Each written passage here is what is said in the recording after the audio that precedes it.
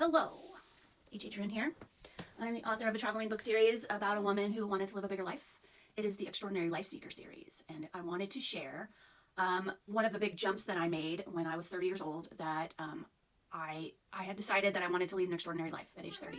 And so I started doing more stuff, and I wanted to just share this one thing.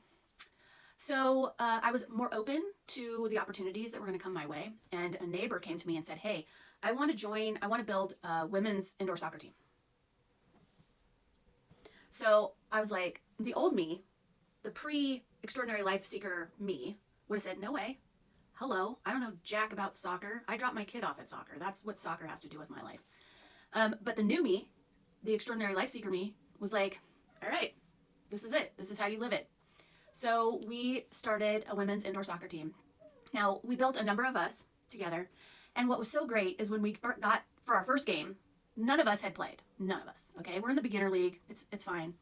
And the referee was like, none of you have played soccer? And we're like, no, we just go watch our kids play soccer. And he was like, all right. So he basically guided us through each game. Like, oh, you can't do that. You can't touch the ball. Whatever it was. You can't do that. You can't do that. Do this.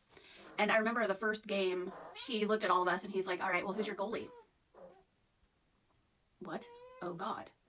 And so nobody wanted to do it, right? Because they were going to get soccer balls kicked to them all the time, like maybe hard. And so I was like, all right, I'll do it.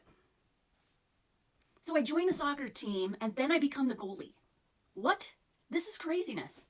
Anyway, I played personally for about 2 years. And then I did have an accident. I did break my arm and it did retire me just because I didn't want to do it again. But I'm so glad I did it.